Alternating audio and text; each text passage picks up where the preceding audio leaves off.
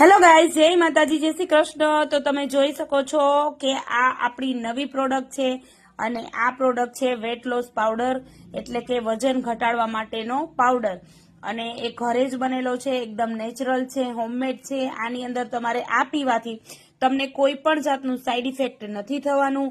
તમારી પહેલા મહિનાની અંદર તમે આ પાવડર લેશો એટલે પહેલા મહિનામાં તમારું ઇંચ લોસ થશે, પેટ અને કમરની ચરબીનું।